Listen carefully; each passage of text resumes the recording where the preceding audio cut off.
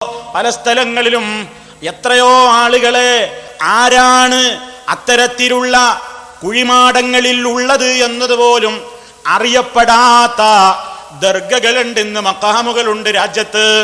ഖബറിന്റെ അകത്ത് ആരാണ് എന്നറിയപ്പെടാത്തത്. മനുഷ്യനാണോ എന്നറിയില്ല, മൃഗമാണോ എന്നറിയില്ല. അത്തരത്തിലുള്ള വെറും മൺകൂനകൾ കെട്ടിപ്പൊക്കിയിട്ട് ആ രൂപത്തിലുള്ള വരുമാനങ്ങൾ ഉണ്ടാക്കുന്ന പല സ്ഥലങ്ങളും പല ദർഗകൾ എന്ന പേരിൽ അറിയപ്പെടുന്നതും രാജ്യത്ത് നിലവിലുണ്ട്. നിങ്ങൾ നോക്കൂ, മുസ്ലിമിന്റെ സംസ്കാരമാണോ ഈ സംസ്കാരം മുഴുവൻ വന്നത്? ഇങ്ങനെയുള്ള ഖബറുകളെ ആരാധനാ കേന്ദ്രങ്ങളാക്കുന്ന സംസ്കാരം മുഴുവൻ വന്നത് ഇസ്ലാമിക പാരമ്പര്യത്തിൽ. അതിന് തെളിവില്ല. അതിനുള്ള പാരമ്പര്യം മടങ്ങിയെത്തുന്നത് അല്ലാഹു ശക്തമായി തന്നെ കോപിച്ചല്ലോ ഒരു വർഗത്തെ. ആ യഹൂദികളിലേക്കാണ്, നസാറാക്കളിലേക്കാണ് അതുമായി ബന്ധപ്പെട്ട സർവ്വ സംസ്കാരങ്ങളും മടങ്ങിപ്പോകുന്നത് എന്ന് എൻ്റെ പ്രിയപ്പെട്ട മുസ്ലിമീങ്ങൾ മനസ്സിലാക്കി വെക്കണം. നിങ്ങൾ നോക്കൂ, ആ പ്രത്യേകമായ കൽപ്പനകളെയും നിയമാവലികളെയും ഒക്കെ കണ്ടില്ലെന്നും കേട്ടില്ലെന്നും നടിച്ചുകൊണ്ട് രാജ്യത്തതാ എങ്ങനെയെങ്കിലും ഒരു ദർഗയുണ്ടായാൽ മതി, എങ്ങനെയെങ്കിലും ഒരു ജാറമുണ്ടായി കിട്ടിയാൽ മതി എന്ന നിലക്ക് ആളുകൾ അങ്ങനെ പലയിടത്തും യാതൊരു മുതൽ മുടക്കുമില്ലാതെ, ഒരു മൂലധനവും ഇറക്കാതെ പൊടിപൊടിക്കാവുന്ന ഒരു വ്യവസായമാണ് ഈ ജാറ വ്യവസായം എന്നവർ മനസ്സിലാക്കിയിട്ടുണ്ട്. അതുകൊണ്ട് ലോകം മുഴുവൻ തെണ്ടി നടക്കുകയാണ്. എന്തിന്? ജാറങ്ങൾ കിട്ടാൻ. ഓരോരുത്തർ പരിശോധിച്ചു യാത്ര ചെയ്തു. ലോകത്തിന്റെ വിവിധ ഭാഗങ്ങളിൽ പലരുടെയും ഖബറുകൾ ഉണ്ടെന്ന് പറഞ്ഞു. അവസാനം ഇന്റർനെറ്റ് പ്രചരിപ്പിച്ചപ്പോ ചില ആളുകളൊക്കെ വെബ്സൈറ്റുകളിൽ പരതി നോക്കി, എവിടെയൊക്കെ ജാറങ്ങളുണ്ട്. കിട്ടിപ്പോയി പലർക്കും പല ജാറങ്ങളും അഡ്രസ്സില്ലാത്ത ജാറങ്ങളാണ്. ഇസ്രായേലിന്റെ ഒരു ജാറമുണ്ട്, ഇസ്രായേലിൽ അതാ ഒരു ജാറം കെട്ടിപ്പൊക്കിയിട്ടുണ്ട്. ജൂതന്റെ സർവ്വ ചിഹ്നങ്ങളും ആ ജാറത്തിന്റെ മുകളിൽ തന്നെയുണ്ട്. അതൊക്കെ സൈറ്റിൽ നമുക്ക് കാണാൻ സാധിക്കും. അങ്ങനെ ആയിരക്കണക്കിന് ഖബറുകളാണ് ഓരോരുത്തരുടെ പേരിലതാ നിർമ്മിച്ചുണ്ടാക്കിയിരിക്കുന്നത്. മഹാനായ ആദം അലൈഹിസ്സലാം മുതൽക്കിങ്ങോട്ട് എല്ലാ അംബിയാഇന്റെ പേരിലും ഖബറുകൾ ഉണ്ടാക്കപ്പെട്ടിരിക്കുന്നു.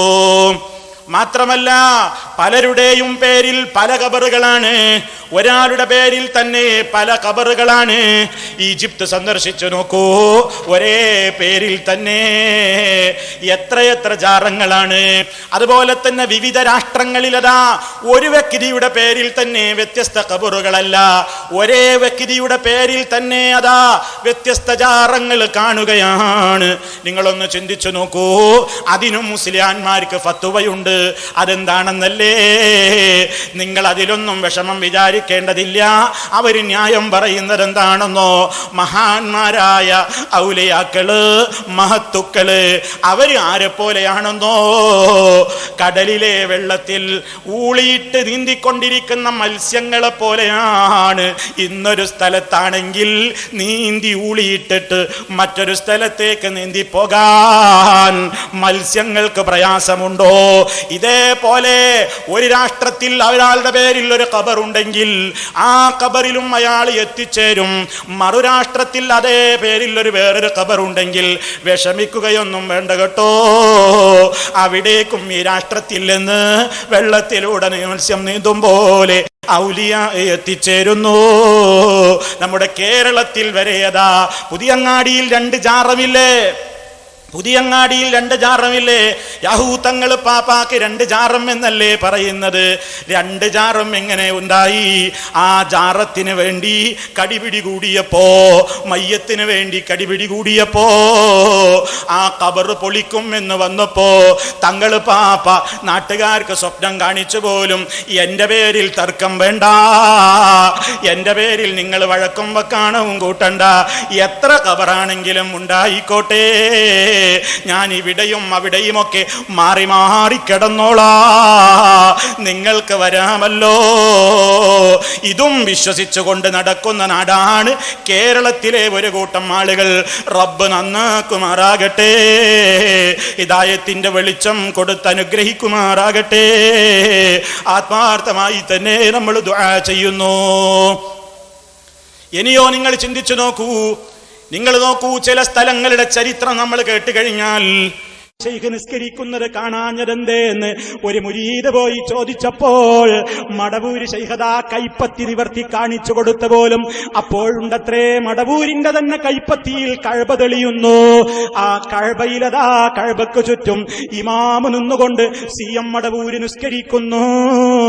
അതാ എന്റെ കാര്യം, ഞാൻ എപ്പോഴും ഹറമിലാ നിസ്കരിക്കുന്നത്. മറ്റൊരിക്കൽ ഒരാൾ ചോദിക്കാൻ ചെന്നപ്പോൾ അതേ റൂമിന്റെ അകത്തേക്ക് കയറ്റിയിട്ട് കഥകടച്ച് കഥകിലേക്ക് ചൂണ്ടിയപ്പോൾ കഥകിലതാ ഒരു മിനി സ്ക്രീനിൽ കഅബ തെളിയുന്നു പോലും. കഅബാലയത്തിന്റെ ചുറ്റും അതേ CM മടവൂരി ഇമാമായി നിന്നുകൊണ്ട് നിസ്കരിക്കുന്നു. ഇങ്ങനെ വിശ്വസിക്കാൻ മുജാഹിദിനെ കിട്ടില്ല, ഒരു മുസ്ലിമിനെ കിട്ടൂല. ഇതാ മുജാഹിദുകൾ പറയുന്നത്, ഇങ്ങനത്തെ ഔലിയാക്കന്മാരെ ഞങ്ങൾ വിശ്വസിക്കൂല. അവർക്ക് സുഖമില്ലെങ്കിൽ അതിന് ചികിത്സ വേറെ നടത്തലല്ലാതെ വലിയും ഔലിയാവുമൊക്കെ സുന്നത്ത് ജമാഅത്ത് മനസ്സിലാക്കിയത് അതേ നബിതങ്ങൾ പഠിപ്പിച്ചത് അങ്ങനെയല്ല, സ്വഹാബത്ത് പഠിപ്പിച്ചത് അങ്ങനെയല്ല.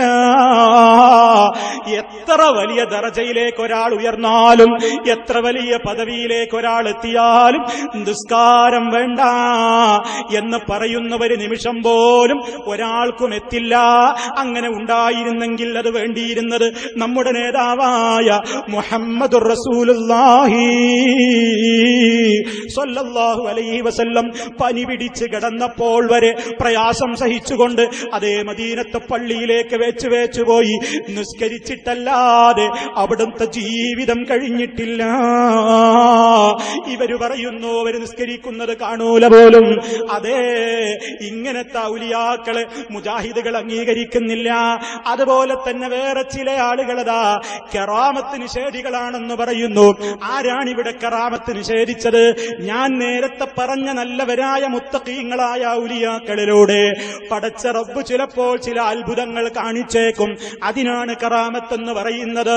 അതുണ്ടാകാം, പക്ഷേ കറാമത്ത് ഒരാളിലൂടെ കണ്ടാൽ പോലും അയാളോട് തേടരുത്, അയാളോട് പ്രാർത്ഥിക്കരുത്. പ്രാർത്ഥന അല്ലാഹുവിനോടായിരിക്കണം എന്നേ മുജാഹിദുകൾ പറയുന്നുള്ളൂ. നിങ്ങൾ ചിന്തിച്ചോ, മഹാനായ സക്കരിയ അലൈഹിസ്സലാം, സക്കരിയ നബി അലൈഹിസ്സലാമിന്റെ ജീവിതകാലത്ത് അവിടുന്ന് അതാ കണ്ണുകൊണ്ടൊരു കറാമത്ത് കാണുകയാണ്. എന്താ കാണുന്നത്? സക്കരിയ അലൈഹിസ്സലാമിന്റെ സംരക്ഷണത്തിൽ വളർന്നവരായ മറിയം ബീവി റളിയല്ലാഹു അൻഹാ പള്ളിയിൽ വളർന്ന നേതാവാണ്, പള്ളിയിൽ വളർന്ന നേതാവാണ്. അതേ പള്ളിയിൽ നിസ്കരിച്ച പെണ്ണാണ്. ലോകത്തുള്ള സർവ സ്ത്രീജനങ്ങളുടെയും നേതാവായി സ്വർഗത്തിലുള്ള മഹദിയാണ്. ആ മറിയം ബീവി റളിയല്ലാഹു അൻഹയുടെ കാലത്ത് അതേ സക്കരിയ നബി അവരുടെ അരികിലേക്ക് പ്രവേശിച്ചപ്പോൾ അന്നാട്ടിലൊന്നും കാണാത്ത ഫ്രൂട്ട്സുകളും ഭക്ഷണ വിഭവങ്ങളും അവരുടെ മുമ്പിൽ അങ്ങ് കണ്ടപ്പോൾ സക്കരിയ അലൈഹിസ്സലാം ചോദിച്ചു മറിയം ബീവിയോട്, അന്നാ ലകി ഹാദാ, എവിടുന്നാ മറിയമേ നിനക്കിത് കിട്ടിയത്? മഹദി പറഞ്ഞു, അല്ല തന്നതാണ്, അല്ല തന്നതാണ്. അല്ല അവൻ ഉദ്ദേശിക്കുന്നവർക്ക് കണക്കല്ലാതെ കൊടുക്കും. അതേ അന്നാട്ടിലന്നില്ലാത്ത പഴങ്ങളും ഭക്ഷണ സാധനങ്ങളും മറിയം ബീവിയുടെ മുമ്പിൽ അങ്ങ് സക്കരിയ നബി കണ്ണുകൊണ്ട കറാമത്ത് കണ്ടപ്പോൾ സക്കരിയ നബി വർഷങ്ങളോളം മോഹിച്ച് നടക്കുകയാണ്. എനിക്കൊരു കുഞ്ഞില്ലല്ലോ, അതേ കനിയില്ലാത്ത കാലത്ത് കനിയെ കൊടുക്കാൻ റബ്ബിന് കഴിയുമെങ്കിൽ അതേ ജരാതരകൾ ബാധിച്ചിട്ടുള്ള എനിക്കും കുട്ടിയെ തരാൻ മറിയം ബീവിക്ക് ഇത് കൊടുത്ത റബ്ബിന് കഴിയുമല്ലോ. അവിടെ വെച്ച് സക്കരിയ നബി മറിയം ബീവിയെ, കറാമത്തുള്ള ബീവി, എനിക്കൊരു സന്താനത്തെ തരണേ എന്ന് പ്രാർത്ഥിച്ചോ? അങ്ങനെ ദുആ ചെയ്തോ? ഇല്ല. അവരെന്താ ചെയ്തത്? കറാമത്ത് കണ്ടപ്പോ ഈ കറാമത്ത് കൊടുത്ത റബ്ബിനെയാണ് അവിടെ വെച്ച് ദുആ ചെയ്തത്. അതേ ആ സമയത്തതാ സക്കരിയ നബി അലൈഹിസ്സലാം, ഇത് കണ്ണുകൊണ്ട് കാണുന്ന നേതാവ് സക്കരിയ അലൈഹിസ്സലാം, ഹുനാലിക ദഅ സക്കരിയ റബ്ബഹു, അല്ലാതെ ഹുനാലിക ദഅ സക്കരിയ മറിയം എന്നല്ല. ഹുനാലിക അവിടെ വെച്ചതാ ദഅ സക്കരിയ സക്കരിയ അലൈഹിസ്സലാം ദുആ ചെയ്യുന്നു റബ്ബഹു, തന്റെ റബ്ബിനോട്, റബ്ബി ഹബിലി മിൻ ലദുൻക ദുർരിയതൻ തയ്യിബ ഇന്നക സമീഉദ് ദുആ.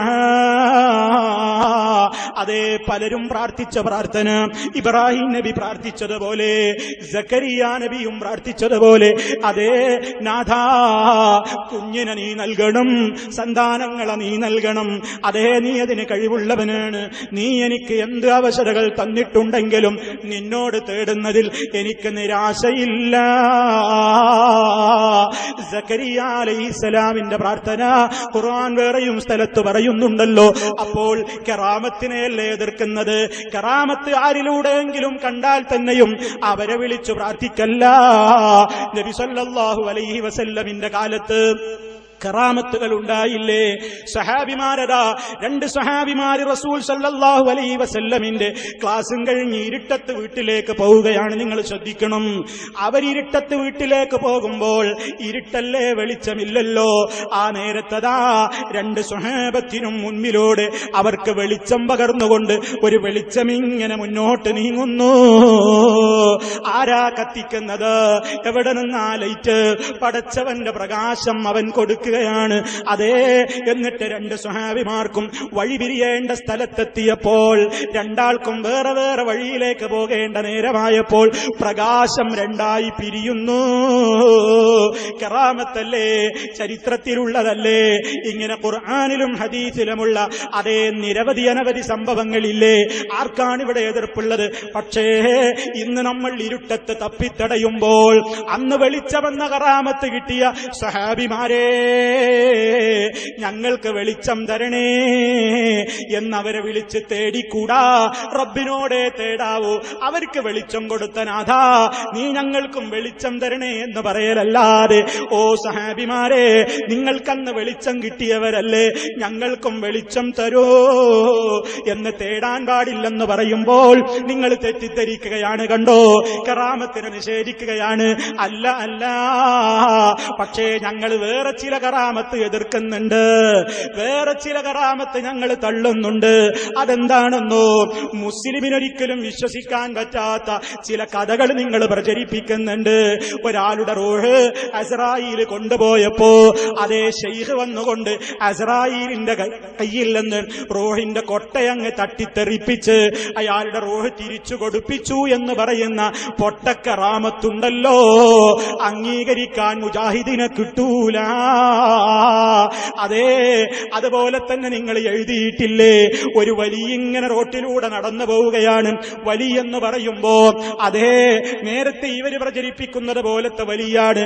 നാട്ടിലെ ചില കുട്ടികൾ ഈ വലിയനെ പരിഹസിച്ചു പോലും. അങ്ങനെ പരിഹസിച്ചപ്പോൾ ഈ ഔലിയ എന്ന് പറയുന്ന വ്യക്തിക്ക് ദേഷ്യം പിടിച്ചു പോലും. അയാൾ ഉടനെ പറയുകയാണ്, ആരോട്? അള്ളാനോടല്ല. 19 കുട്ടികൾ ഇയാളുടെ പിന്നാലെ കൂടിയത്രേ. അപ്പോൾ ഈ വലിയെന്ന് പറയുന്ന മനുഷ്യൻ എന്താ ചെയ്തത്? അവരതാ വിളിക്കുകയാണ്. അദ്ദേഹം അസ്രായിലേ, അവർ മലക്കുൽ മൗത്തിൽ അങ്ങനെ ഉറപ്പിച്ച് പേരിട്ടിരിക്കുന്നു.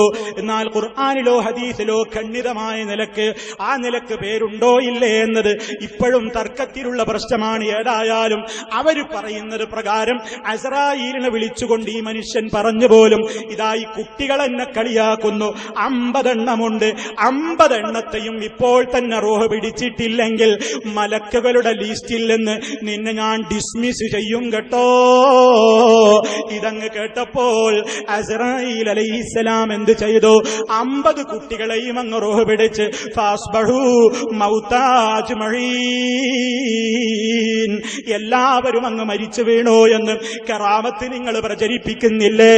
നിങ്ങളുടെ ഹോജമാരുടെ കിതാബുകളിലില്ലേ?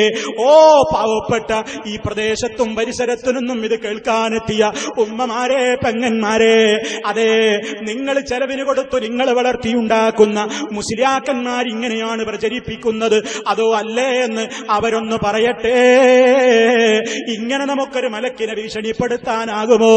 അതേ, നമ്മുടെ കരളിന്റെ കഷ്ടമായ അഷ്റഫുൽ ഖൽഖ് മുഹമ്മദുർ റസൂലുള്ളാഹി, ആ റസൂലുള്ളാന്റെ പ്രിയപ്പെട്ട പേരക്കുട്ടി പേരക്കുട്ടിയുടെ മരണം മുമ്പിൽ കാണുകയാണ് അല്ലാഹുവിന്റെ റസൂല്. സ്വന്തം കുട്ടി ഇബ്രാഹിം എന്ന കൈക്കുഞ്ഞിന്റെ മരണം കാണുകയാണ്. മോനെ, അതേ മരണത്തിൽ ദുഃഖമുണ്ട്, പക്ഷേ ഒന്നും ചെയ്യാനാവില്ലല്ലോ. പടച്ച റബ്ബിന്റെ ഖദാ അല്ലേ, തൃപ്തിപ്പെട്ടല്ലേ പറ്റോ.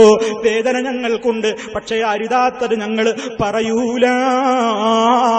നബി സല്ലല്ലാഹു അലൈഹി വസല്ലം അതല്ലേ പഠിപ്പിച്ചത്. ഇവരൊക്കെയോ, ഇവർ വിചാരിക്കുന്ന ആളുകള് പെട്ടെന്ന് മലക്കുകളെ കൊണ്ട് ഇങ്ങോട്ട് തരാനും അങ്ങോട്ട് കൊടുക്കാനും പല മാറ്റങ്ങൾ ചെയ്യാനുമൊക്കെ അതേ കറാമത്തിന്റെ കഴിവുള്ളവരാണ് ഞങ്ങളൊന്നും.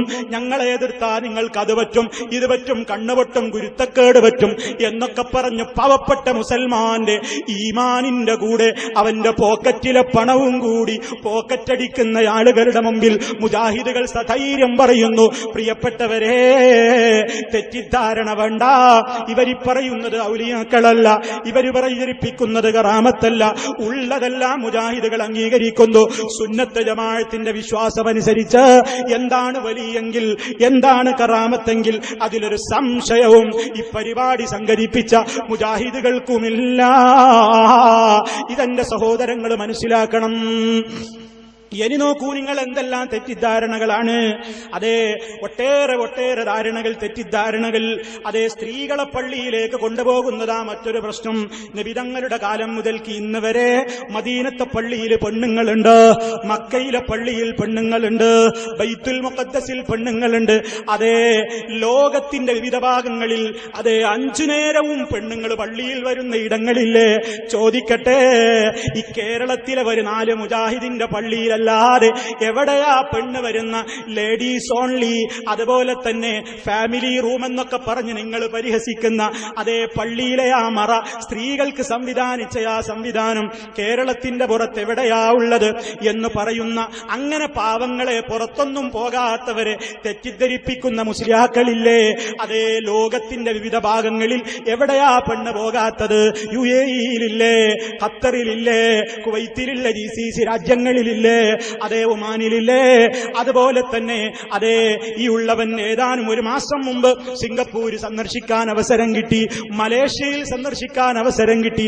അവിടെയൊക്കെ ഷാഫി മദ്ഹബല്ലേ, 5 നേരവും മലേഷ്യയിലെ പെണ്ണുങ്ങളതാ പള്ളിയിൽ വരുന്നു. പള്ളിയിൽ നിന്ന് മുജാഹിദുകളുടെ പള്ളിയിലെ പോലെ സൗകര്യമുണ്ട്, അവര് വരുന്നു, നിസ്കരിക്കുന്നു. അതേ രാജ്യത്തിന്റെ എല്ലാ ഭാഗങ്ങളിലും ഇന്നും സ്ത്രീകൾ പോകുന്നു. പക്ഷേ ഈ കേരളത്തിൽ മാത്രം നിങ്ങൾ പറയുന്നുവെന്ന് പോകൽ ഹറാം. അതേ അവസരത്തിൽ ദർഗകളിലേക്ക് പൊയ്ക്കോ, ജാറങ്ങളിലേക്ക് പൊയ്ക്കോ, കല്യാണത്തിന് ഏത് വേഷത്തിലും പൊയ്ക്കോ, എല്ലാ ലൈസൻസും നൽകുന്നു. പക്ഷേ പെണ്ണിന് അല്ലാഹ് അനുവദിച്ച രൂപത്തിൽ, അല്ലാഹ് അനുവദിച്ച മര്യാദ പ്രകാരം ഇബാദത്തിന് വേണ്ടി പള്ളിയിൽ പൊയ്ക്കൂടല്ലേ? ഇത് ഏത് ഇസ്ലാമാണ്? ചിന്തിക്കണം, ആലോചിക്കണം. ഇതൊക്കെ പറഞ്ഞ് തെറ്റിദ്ധരിപ്പിക്കല്ലേ അല്ലേ? ആ രൂപത്തിലുള്ള തെറ്റിദ്ധാരണകൾ അതേ സമൂഹത്തിൽ മക്ബറകളും ദർഗകളും കേന്ദ്രീകരിച്ചുകൊണ്ടും, അതേ കേരളത്തിന്റെ പുറത്ത് പോയി നോക്കിയാൽ ദർഗകളും മഖാമുകളും കേന്ദ്രീകരിച്ചുകൊണ്ടതാ പെൺവാണിഭം, അതുപോലെ തന്നെ മദ്യം, മയക്കുമരുന്ന്, എല്ലാ രൂപത്തിലുള്ള വൃത്തികേടുകളും ജാറങ്ങളോട് കേന്ദ്രീകരിച്ചും അല്ലാതെയും, അതുപോലെ തന്നെ മുസ്ലിമിന്റെ വീടുകളെന്ന് പറയുന്ന വീടുകളിലതാ സിനിമയും സീരിയലുകളും സംഗീതങ്ങളും മ്യൂസിക്കുകളും, അതേ പെണ്ണിന്റെ നഗ്നമായ നൃത്തങ്ങളും ആടലും പാടലും അഭിനയിക്കലും, അതൊക്കെ കാണുന്ന ഉമ്മമാരെ, പെങ്ങന്മാരെ, അതൊക്കെ അനുവദിക്കുന്ന ഉപ്പമാരെ, അതൊക്കെ കണ്ടുകൊണ്ടിരിക്കുന്ന മക്കളെ, പടച്ച റബ്ബ് തന്നതല്ലേ ഈ കണ്ണുകൾ, അല്ലാഹ് തന്നതല്ലേ ഈ കാതുകൾ, ഇതിന് നാളെ കണക്ക് പറയണ്ടേ? പടച്ച റബ്ബ് തന്നത് അല്ലാഹ്ക്ക് വെറുപ്പുള്ളതിലേക്ക് വിനിയോഗിച്ചാൽ, അതേ ഞാനൊരാൾക്കൊരു പേനയും കടലാസും അതേ ധർമ്മം ചെയ്തിട്ട് അയാള് ആ പേനയിലും കടലാസിലും എന്നെക്കുറിച്ച് മുഴുവൻ കുറ്റങ്ങൾ എഴുതാൻ അപ്പേനയും കടലാസും ഉപയോഗപ്പെടുത്തിയാൽ സഹിക്കുമോ നമുക്ക്? രാജാതിരാജനായ റബ്ബുൽ ആലമീൻ അലം നജഅൽ ലഹു ഐനൈൻ വലിസാനം വശഫതൈൻ, നാം അവന് 2 കണ്ണുകൾ നൽകിയില്ലയോ? ഒരു നാവും അതിനെ ഉപയോഗപ്പെടുത്താൻ വേണ്ടി മേൽചുണ്ടും കീഴ്ചുണ്ടുമാകുന്ന 2 ചുണ്ടുകളും നൽകിയില്ലയോ എന്നല്ല പറഞ്ഞിട്ട് ആ കണ്ണുകൊണ്ട് സിനിമ കാണുന്ന മുസ്ലിമേ, സീരിയൽ കാണുന്ന മുസ്ലിമേ, അതേ മ്യൂസിക് കേൾക്കുന്ന മുസ്ലിമേ, അതേ നാടകം അഭിനയിക്കുന്ന, അതേ സീരിയലിന്റെ പിന്നാലെ പോകുന്ന, അന്യപുരുഷന്റെ പിന്നാലെ ചാടിപ്പോകാൻ പ്രേരിപ്പിക്കുന്ന, നോവൽ വായിക്കുന്ന പെണ്ണേ, അതേ അന്യ പെണ്ണിനെ ചാടിപ്പിച്ചു കൊണ്ടുപോകാൻ പ്രോത്സാഹിപ്പിക്കുന്ന സീരിയൽ കാണുന്ന മുസ്ലിമേ, അതേ മൊബൈൽ ദുരുപയോഗം പെടുന്ന പെണ്ണേ, മൊബൈൽ ദുരുപയോഗപ്പെടുത്തുന്ന പുരുഷ, അതേ ഇന്റർനെറ്റിന്റെ സൗകര്യങ്ങളെ ദുരുപയോഗപ്പെടുത്തുന്ന മുസ്ലിമേ, ഇന്നല്ലാഹ കാന അലൈക്കും റഖീബാ, അല്ലാഹ് കാണുന്നുണ്ട്, അല്ലാഹ് നിരീക്ഷകനായിട്ടുണ്ട്. ഇത് മനസ്സിലാക്കണം. ചില ആളുകൾ മനസ്സിലാക്കിയത് കല്യാണത്തിന്റെ തലേന്ന് ഗാനമേള നടത്തണം, സർക്കസ് നടത്തണം, ഗാനമേള നടത്തണം, പെണ്ണിനെ എല്ലാവരും പോയി മൈലാഞ്ചി ഇടിക്കണം, ചെറിപ്പഴം പെണ്ണിന്റെ വായിൽ വെച്ച് കൊടുക്കണം, എല്ലാം ഇങ്ങനെ വീഡിയോയിൽ പകർത്തണം, എന്നിട്ട് അന്യപുരുഷന്മാര് കണ്ട് രസിക്കണം. വേറെ ചിലര് മനസ്സിലാക്കിയത് അതേ ഗാനമേള ഒഴിവാക്കിയിട്ട് നമുക്കവിടെ കാര്യം കിട്ടുന്ന, നമുക്ക് അതാ കാശ് കിട്ടുന്ന, വേറെ മതത്തിന്റെ കാര്യമാണെന്ന് പറഞ്ഞിട്ട് നമുക്ക് ബുറുദ ചൊല്ലാമെന്ന് പറഞ്ഞിട്ട് വേറെ ചില ആളുകളും അതേ ഒന്ന് വേറൊരു പണി ബുറുദയോ അത് നബി സല്ലല്ലാഹു അലൈഹി വസല്ലമിനെ കുറിച്ച് അവിടൊന്ന് പഠിപ്പിച്ചിട്ടില്ലാത്തത് പ്രചരിപ്പിക്കുന്ന നിലക്ക് വേറെയും ഈ രൂപത്തിലൊക്കെ ഇസ്ലാമിന്റെ ശരിയായ റൂട്ടിൽ നിന്ന് ജനങ്ങൾ തെറ്റിപ്പോകുമ്പോ അതിലേക്ക് ജനങ്ങളെ ക്ഷണിക്കേണ്ടുന്ന ഉത്തരവാദിത്തമാണ് മുജാഹിദുകൾ നിർവഹിച്ചുകൊണ്ടിരിക്കുന്നത്. അത് കേൾക്കരുതെന്ന് പറയുന്നവർക്കാണ് ഭീരുത്വമുള്ളത്, അത് കാണാൻ പോകരുതെന്ന് പറയുന്നവർക്കാണ് ഭീരുത്വമുള്ളത്. ആരെങ്കിലും പറയുന്നത് കേൾക്കുമ്പോഴേക്ക് ഒലിച്ചു പോകുന്ന വിശ്വാസമാണെങ്കിൽ എത്ര വലിയ ദുർബലമായ വിശ്വാസമായി കൂട്ടരുടേത്. അതുകൊണ്ട് പറയുന്നു ഞങ്ങൾ, ആവർത്തിക്കുന്നു ഞങ്ങൾ, അതേ എല്ലാ സ്ഥലങ്ങളിലും പറയുന്നു. അതേ നബി സല്ലല്ലാഹു അലൈഹി വസല്ലമിന്റെ കാലത്ത് നടന്ന ഒരു ചരിത്രം പറഞ്ഞുകൊണ്ട് ഞാൻ അവസാനിപ്പിക്കുകയാണ്. നിങ്ങൾ നോക്കൂ, അല്ലാഹുവിന്റെ റസൂലിന്റെ മുമ്പിലേക്ക് നബി തങ്ങളെ ചോദ്യം ചെയ്യാൻ വേണ്ടി ഒരാളെ ശത്രുക്കൾ പറഞ്ഞേക്കുകയാണ്. അയാളെ ഇങ്ങനെ പിരികയറ്റി വിട്ടതാണ്. മുഹമ്മദിനെ പോയിട്ട് ഉത്തരം മുട്ടിക്കണം, മുഹമ്മദിനെ പോയിട്ടതാ പ്രലോഭനം കൊടുക്കണം, മുഹമ്മദിനോട് സംസാരിച്ച് അവന്റെ ഈ പരിപാടി നിർത്തിവെപ്പിക്കാൻ തന്ത്രം പ്രയോഗിക്കണം എന്ന് പറഞ്ഞ് ഖുറൈശികളതാ അവരുടെ കൂട്ടത്തിലെ പ്രഗത്ഭനായ ഒരു നേതാവിനെ പറഞ്ഞേക്കുകയാണ് റസൂലുള്ളാഹി സ്വല്ലല്ലാഹു അലൈഹി വസല്ലമിന്റെ സമീപത്തേക്ക്. എന്നിട്ട് അയാൾ ചെന്നുകൊണ്ട് റസൂൽ സല്ലല്ലാഹു അലൈഹി വസല്ലമിനോട് പറയുന്നു, മുഹമ്മദേ, നീ നാട്ടിൽ കുഴപ്പമുണ്ടാക്കുന്നു, നീ ഇവിടെ പ്രശ്നമുണ്ടാക്കുന്നു, നീ ഞങ്ങളുടെ മുൻഗാമികളെ കാഫിറാക്കുന്നു, നിനക്കെന്താ വേണ്ടത്?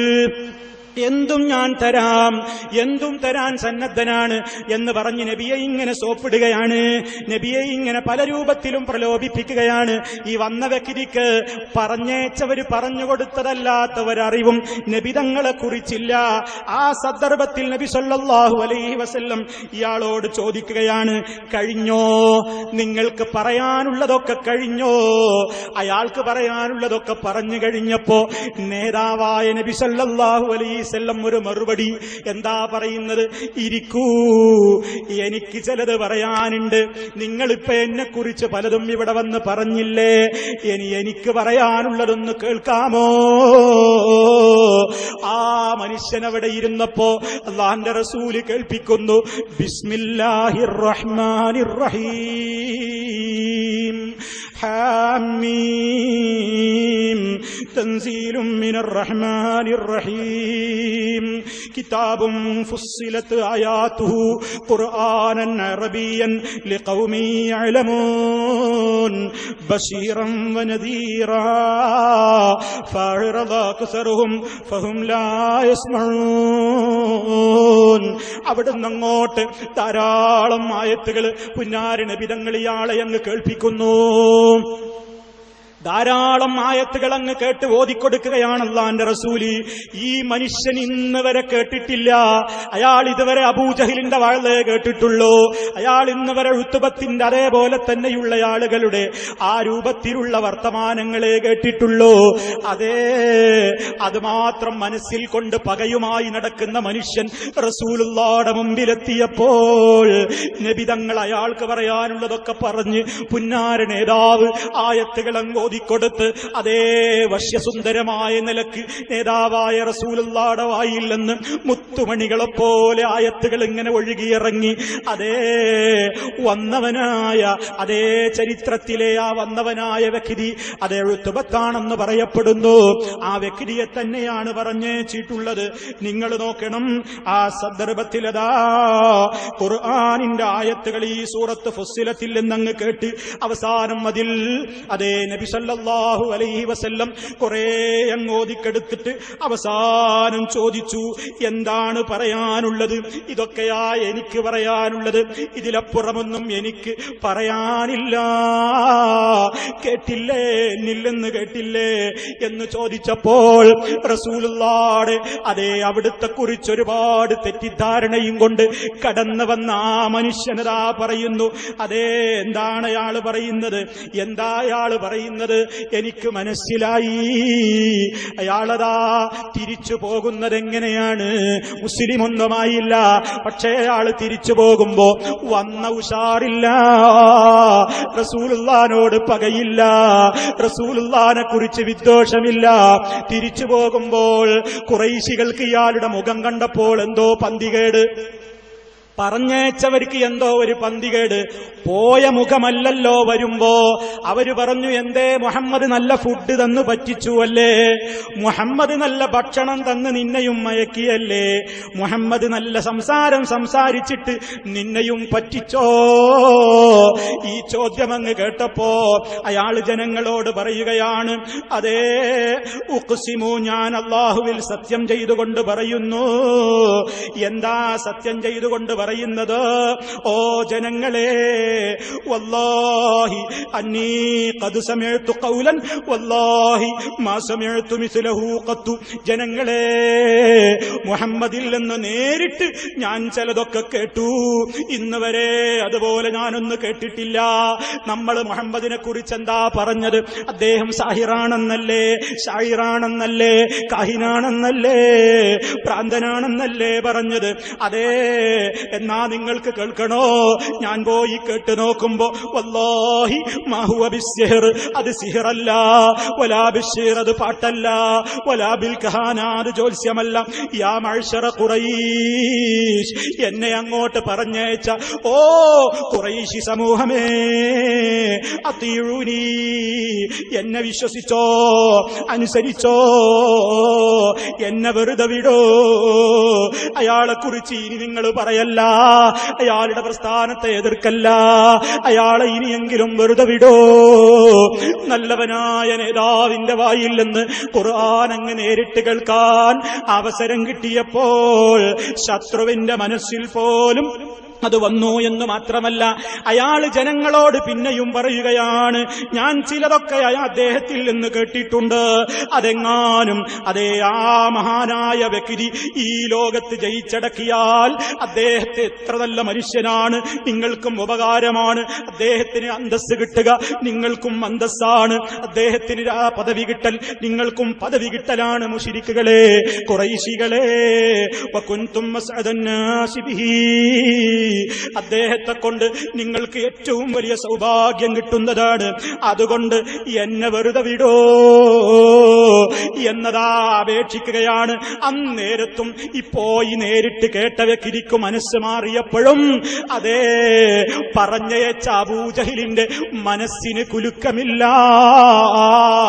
ആ പ്രമാണി പുരോഹിതവർഗം പറയുന്നു, സഹറക വല്ലാഹി യാ അബൽ വലീദ് ബിലിസാനിഹി, മുഹമ്മദ് നിനക്ക് ഭക്ഷണവും തന്ന്, മുഹമ്മദ് നിനക്ക് നല്ല നാവ് കൊണ്ട് വശ്യമായി സംസാരിച്ച് നിന്നെയും പറ്റിച്ചുവല്ലേ, നീയും പിഴക്കാനാണ് തീരുമാനമല്ലേ. ഇതങ്ങ് കേട്ടപ്പോൾ ഈ മനുഷ്യൻ പറയുന്നു, എനിക്കിത്രയൊക്കെ പറയാനുള്ളൂ മുഹമ്മദിനെ കുറിച്ച്, ആ പ്രസ്ഥാനത്തെ കുറിച്ച് നിങ്ങൾ പറയും പോലെയൊന്നും പറയാൻ എനിക്ക് സാധ്യമല്ല. അതുകൊണ്ട് ഫസ്നഉ മാ ബദാലക്കും, നിങ്ങൾക്ക് തോന്നിയതുപോലെ നിങ്ങൾ ചെയ്തോ, ഞാൻ എന്റെ വഴിക്ക് നീങ്ങുന്നു എന്നും പറഞ്ഞ് ശത്രുവിന്റെ മനസ്സിൽ പോലും അലിവ് തോന്നിയെങ്കിൽ, അതേ മുസ്ലിമായില്ലെങ്കിലും വിമർശനം നിർത്തിവെച്ചുവെങ്കിൽ എന്താണ് കാരണം? അതേ നിങ്ങൾ മനസ്സിലാക്കണം, നേരിട്ട് കേൾക്കുമ്പോൾ അതേ സത്യം മനസ്സിലാകുമെന്ന് അബൂജഹിൽ ഭയപ്പെടുന്നു. ഉത്ബത്തിന്റെയും ശൈബത്തിന്റെയും അതേ അവസ്ഥ, ആ ആളുകൾക്കുണ്ടായിരുന്ന അവസ്ഥ ഇന്നും പലർക്കും നിലനിൽക്കുന്നുവെങ്കിൽ ചരിത്രത്തിന്റെ ആവർത്തനം എന്നതല്ലാതെ അത് കേൾക്കാതിരിക്കാൻ പറ്റുമോ? ചിന്തിക്കുന്ന ജനങ്ങൾ ഉണ്ടാവില്ലേ? സത്യമങ്ങ് മനസ്സിലായി പോകും. ഈ ദുഷ്പ്രചരണങ്ങളുടെ മുനയൊടിയും അതേ ജനങ്ങൾ കേട്ടുപോകും. കേട്ടാ ഞങ്ങളുടെ നിലനിൽപ്പ് അവതാളത്തിലാകും. ഞങ്ങളുടെ അന്ധവിശ്വാസത്തിന്റെ പ്രചരണങ്ങളുടെ കാറ്റൊഴിഞ്ഞു പോകുമെന്ന് മനസ്സിലാകുമ്പോൾ തടയുന്നു, തടയിപ്പിക്കുന്നു. പക്ഷേ ഒരു കാര്യം മനസ്സിലാക്കണം, അല്ലാഹുവിന്റെ ദീനാണ്. ആ ദീനിന് ഒരു പതർച്ചയും ഒരു ഇസ്സത്ത് കുറവും ഒരു കാലത്തും ഉണ്ടാവില്ല. ഈ ചരിത്രം എന്റെ സഹോദരങ്ങളുടെ മുമ്പിൽ വെച്ചുകൊണ്ട് ചിന്തിക്കണേ എന്ന് പറഞ്ഞുകൊണ്ട് അതേ ഈ പ്രദേശത്തുള്ള ആളുകളോട്, ഇനി ചെളിങ്ങാട് ഭാഗത്ത് നിന്ന് വന്ന സഹോദരങ്ങളുണ്ടെങ്കിൽ അവരോടും ആരോടും നമുക്ക് വിദ്വേഷമില്ല. ഏത് പ്രദേശക്കാരായിരുന്നാലും നമ്മളെല്ലാം പടച്ച റബ്ബിന്റെ കോടതിയിൽ പോയി നിൽക്കേണ്ടവരാണ്. ഞാൻ എന്റെ കുടുംബകാര്യമല്ല പറയുന്നത്. അതേ ഞാനും നിങ്ങളും പോയി കിടക്കേണ്ട ഖബർ, നമ്മൾ പോയി നിന്ന് മറുപടി പറയേണ്ട മഹ്ശർ, അവിടെ നമുക്ക് രക്ഷ കിട്ടണം. പടച്ച റബ്ബിന്റെ കോടതിയിൽ രക്ഷ കിട്ടണം. അതിനുവേണ്ടി വിശ്വാസം നന്നാവണം, കർമ്മം നന്നാകണം. മുസ്ലിമാണെന്ന് പേര് പറഞ്ഞുകൊണ്ട് തോന്നിവാസത്തിന്റെ പിന്നാലെ പോയാൽ, മദ്യത്തിന്റെ പിന്നാലെ പോയാൽ, സിനിമയുടെയും സീരിയലുകളുടെയും സംഗീതത്തിന്റെയും പിന്നാലെ പോയാൽ, പെണ്ണേ പടച്ച റബ്ബ് നൽകിയ ശരീരത്തിന്റെ സൗന്ദര്യം ലൂസായ വസ്ത്രം കൊണ്ട് മറക്കാതെ ടൈറ്റ് വസ്ത്രം കൊണ്ട് നടന്ന് അന്യാണുങ്ങളോട് നോക്കിക്കോ എന്ന് പറയുന്ന നിലക്ക് പുറത്തിറങ്ങിയാൽ സ്വർഗത്തിൽ പ്രവേശിക്കുന്നത് പോയിട്ട് സ്വർഗീയ മണം പോലും അള്ള വിലക്കും കേട്ടോ. ഉമ്മമാര് മക്കളെ ശ്രദ്ധിക്കണം, ഉപ്പമാര് ശ്രദ്ധിക്കണം. അതേ ഇബ്ലീസിന് സന്തോഷം തോന്നുന്ന, പടച്ച റബ്ബിന് വെറുപ്പുള്ള വേഷവിധാനവുമായി ഒരു മഹിളയും ഒരു പെണ്ണും ഒരിടത്തേക്കും ഇറങ്ങണ്ട. നാവിനെ സൂക്ഷിച്ചോ, കണ്ണിനെ സൂക്ഷിച്ചോ, കാതുകളെ സൂക്ഷിച്ചോ. അതേ ഒരു മഖ്ബറയിലും പോയിട്ട് ഒരാളോടും തേടണ്ട. പടച്ച റബ്ബാണ് നിന്നെ പടച്ചത്, അവനാണ് മുൻഗാമികളെ പടച്ചത്, അവനാണ് ആകാശഭൂമികളുടെ സൃഷ്ടാവ്, അവനാണ് ജീവിപ്പിക്കുന്നവൻ, അവനാണ് മരിപ്പിക്കുന്നവൻ, അവനാണെല്ലാം നൽകുന്നവൻ. അവനോടല്ലാതെ പ്രാർത്ഥിച്ചുകൂടാ. ഇങ്ങനെ എല്ലാ മേഖലയിലും പടച്ച റബ്ബ് നമ്മളോട് പറഞ്ഞ ശരിയായ റൂട്ട്, ആ റൂട്ടിലൂടെ തന്നെ മുന്നോട്ട് പോയിട്ട് എന്തിനു വേണ്ടിയാ മുന്നോട്ട് പോകേണ്ടത്? ഒരു ദിവസത്തെ നിങ്ങൾ പേടിക്കണം. ഒരു ദിവസം നമുക്ക് വരാനുണ്ട്. ഏതാണ് ആ ദിവസം ഉമ്മമാരെ? ഏതാണ് ആ ദിവസം സഹോദരാ? തുർജഊന ഫീഹി ഇലല്ലാഹ്, പടച്ച റബ്ബിന്റെ കോടതിയിലേക്ക് മടക്കപ്പെടുന്ന ദിവസമാണ്. അവിടെ നമുക്ക് ഗുണ്ടായിസം കളിക്കാൻ നേതാക്കളില്ല. കേട്ടുപോകരുതെന്ന് പറഞ്ഞ മുസ്ലിയാർ രക്ഷിക്കാൻ നിങ്ങളുടെ മുമ്പിലില്ല. ആരും അവിടെ രക്ഷയ്ക്കില്ല. മഹാന്മാർ വരെ പേടിച്ചു നിൽക്കുന്ന മഹ്ശറാണ്. പിന്നെയുണ്ടോ സാധുക്കളായ നമ്മുടെ കാര്യം? അതേ അവിടെ അവനവന് രക്ഷ കിട്ടണമെങ്കിൽ വിശ്വാസം നന്നാക്കിക്കോ, കർമ്മം നന്നാക്കിക്കോ, സ്വഭാവം നന്നാക്കിക്കോ. പടച്ച റബ്ബിന്റെ കോടതിയിലെത്തിക്കഴിഞ്ഞാൽ സുമ്മ തുവഫാ കുല്ലു നഫ്സിൻ മാ കസബത് വഹും ലാ യുദ്ലമൂൻ.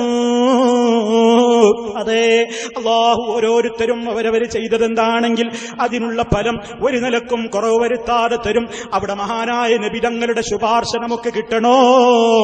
എന്താ വേണ്ടത്? മുസ്ലിമായി നല്ല നിലക്ക് ജീവിച്ചവർക്കല്ലാതെ നബി തങ്ങളും അല്ലാഹുവോട് ശുപാർശ പറയൂല. കാരണം നബി സല്ലല്ലാഹു അലൈഹി വസല്ലം നാളെ പരലോകത്ത് ശുപാർശ പറയുമെന്ന് എന്നത് ഉറപ്പാണ്. പക്ഷേ അള്ള അനുവാദം കൊടുത്തു കഴിഞ്ഞ് അള്ള ഇഷ്ടപ്പെടുന്നവർക്ക് വേണ്ടിയല്ലാതെ നബിതങ്ങളും ശുപാർശ പറയൂല. ഇബ്രാഹിം അലൈഹിസ്സലാം അതാ സ്വന്തം ബാപ്പയുടെ കാര്യം നാളെ മഹ്ശറിൽ വെച്ചു പറഞ്ഞാൽ പോലും അതവിടെ സ്വീകാര്യമല്ല. ശരിക്ക് ചിന്തിച്ചോ. നബി സല്ലല്ലാഹു അലൈഹി വസല്ലമിനോട് സ്വഹാബത്ത് ചോദിക്കുകയാണ്, നാളെ മഹ്ശറിൽ അങ്ങയുടെ ശുപാർശ ലഭിക്കാൻ ഭാഗ്യം കിട്ടുകയാർക്കാണ്? നബി തങ്ങൾ ഉടനെ പറയുന്നുവെന്ന്, എന്നെ വിളിച്ചു പ്രാർത്ഥിക്കുന്നവർക്ക് എന്നല്ല. ഫിൽ ഖിയാമത്തി മുശ്ഫീഖാ വഹ്ലനാ ഇൻ ദാഅയാ സയ്യിദി ഖൈറൻ നബി. നബി തങ്ങളെ ശുപാർശ തരണേ എന്ന് ഇന്നും മൗലിദ് ഓതിയിട്ട് ചോദിക്കുന്ന ആളുകളുണ്ട്. നബിതങ്ങളെ വിളിച്ചു പ്രാർത്ഥിക്കുന്നവരുണ്ട്.